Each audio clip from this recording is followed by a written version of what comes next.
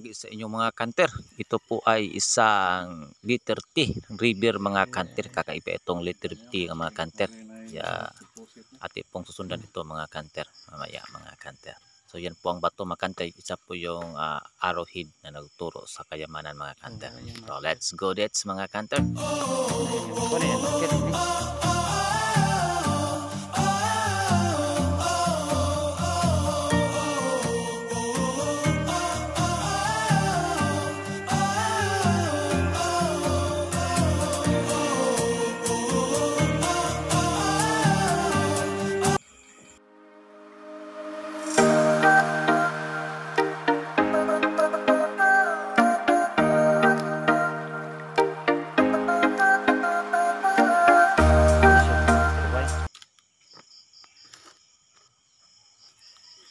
So yun po mga kanter, yun po ang isang liter T mga kanter na river na dito sa Sapa mga kanter. So yan po ang liter T mater, yun po ang Sapa mga kanter, yun po ang liter T. Ano yung market ini? So yung bato mga kanter, ito po ang shape niya ay parang arrowhead mga kanter. So, lapitan natin mga kanter yung bato mga kanter. So yan po ang bato mga kanter na yan po ang pointers ng mga kanter na nagtuturo sa kayamanan nito mga kanter, itong river mga kanter na isang T mga kanter, itong Sapa. So bihira lang ito mga kanter, itong Sapa na liter T mga kanter na ating makikita sa area mga kanter. So may hole pa itong bato mga kanter. So yung bato mga kanter, ito po ang isang shape niya ay parang arrowhead na siya po ang natuturo sa kayamanan mga kanter.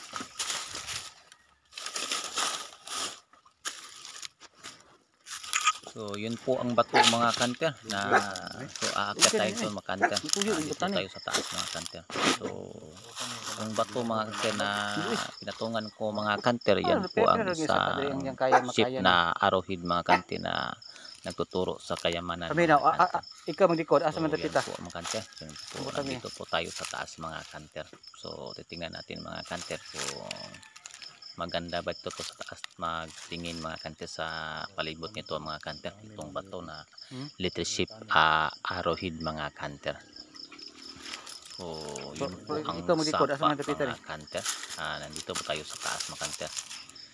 Yun po ang ito pong bato na nagtuturo sa deposito mga kanter na ating pinatungan mga kanter, ang arrowhead mga kanter. So wala mo kabalo no? Nanay ati, ha? Pwede wala mo kabalo nanay mga kanter. Nandito talaga tayo sa taas mga kanter itong bato.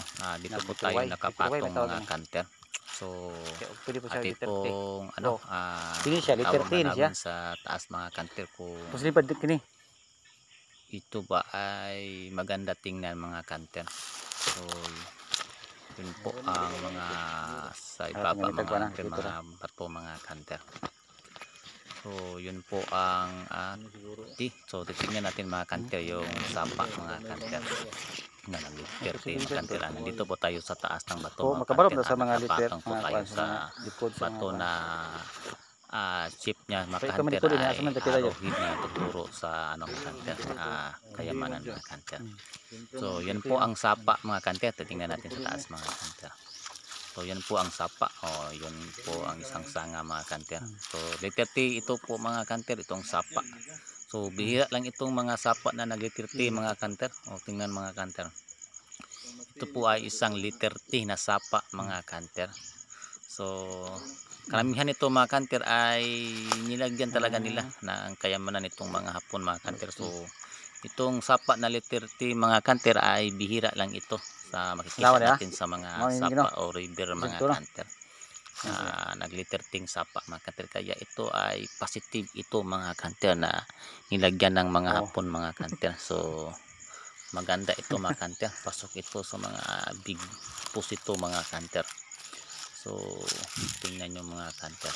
So maganda tingnan ito sa taas mga kanter pag tayo ay nakapatong sa manig mga ni kanter. dito So, kuan Litter makikita natin ang na diha ang tanid image ng sapa mga na dang kanter butang. na ating pinagtingin mga kanter. So diyan po nakaturo ang deposit itong mga kanter, itong bato sa ating pinatungan mga kanter. So doon As po babaw. natin susundan mga kanter Oh. pag tayo ay magtikod mga kanter. So Mm. simple lang pagdikod nito mga kanter, hanapin niyo Lang kawayan.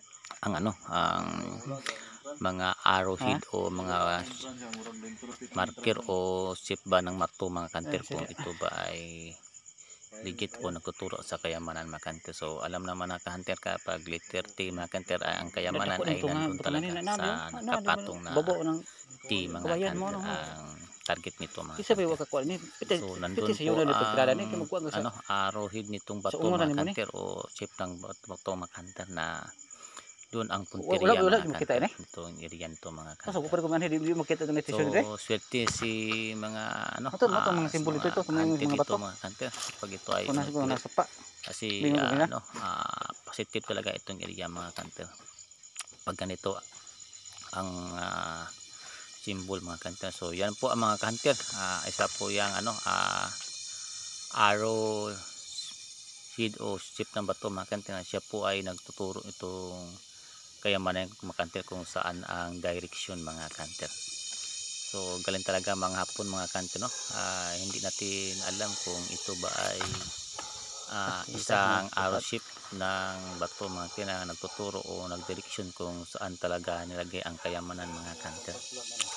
So bihira talaga itong mga kanter, itong sapa na nagliterity mga Ito kanter. yung nagbutang niya kay ko nagbaha di na unsa kay ang lalo. Talaga mga Piti man ang hapon, lamuwa mga po kanter. pag nag-umbok nga. Totoo po talaga sa Di mga kay babora libro, malalo man mga ang kanter, pundasyon na kapag lalom. letter T mga kanter ay sadyang nilagyan nila ng kayamanan mga kanter. Kasi itong letter T mga kanter ay Marker bihira siya. lang Masa ito, marker niya. sapa na Unti isang hindi sa letter T di pa mga matugway kanter. ni letter T ni siya nga kuan So symbol. hindi gaya sa mga letter Y mga kanter ay marami mga kanter. So itong letter T mga kanter ay bihira lang ito na makikita tayo sa site nito mga kanter, itong letter T. Dito. Kaya pag tayo makikita ng letter T na sapa mga kanter ay suspect natin ay na mayroong nilagay nitong kayamanan mga kanter. So makikita natin mga kanter sa paligid o palibot mga kanter na kapag ito ay positibo ay meron tayong makikita ng mga ibang mga marka sa mga bato o mga chip mga bato mga kanter na nilagay dito silang kayamanan o palatandaan na meron silang tinago na kayamanan dito mga kanter. So yan lang po mga kanter, yan po ang paglikod nito mga kanter sa mga bato mga kuha na ba yan? So titingnan lang natin mga kanter ang mga naambol mga marunong sa mga nilagay ng mga silang nagtira ilang pung pambalik niya mga di katong lisod ko ng mga laglag mo mas kalatulo mga kanter, mga bato na ginawa nilang mga araw o na nakuturo sa mga deposito kung pyramid ba na siya? Direction mga kanter. So galing talaga mga pyramid ba na? Ganyan lang pa ang paglikod sa mga letter T mga kanter. Hanapin niyo ang mga marka o mga tip ng mga bato mga kanter nga kung saan ang nagtuturo mga kanter. So kailangan mag-mapping mga kanter, gawa ng mga kumpas mga kanter sa mga coordinate marker nito mga kanter. So yan lang po mga kanter. Sana magustuhan nyo ang video na ito mga kanter, at sana din makakuha din kayo sa inyong mga treasure site mga kanter kung tayo ay nag-ooperate mga kanter. So happy hunting sa inyo mga kanter, and God bless all mga kanter, and happy hunting sa inyo mga kanter.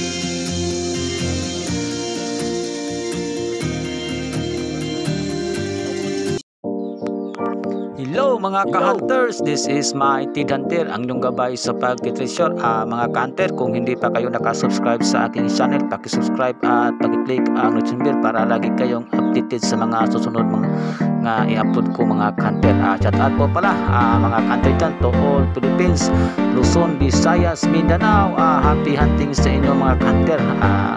Mga ka-hunter, kung ano mga ka-hunter, lagi po tayo humingi sa ating may kapal na bigyan tayo ng kaalaman o karunungan para ma-improve natin ang mga treasure sites sa ating mga area mga ka-hunter.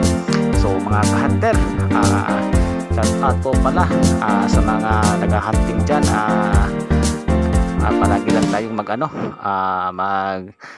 mindset mga ka-hunter para okay ang ating mga pag-site mga ka-hunter o pag-treasure mga ka-hunter.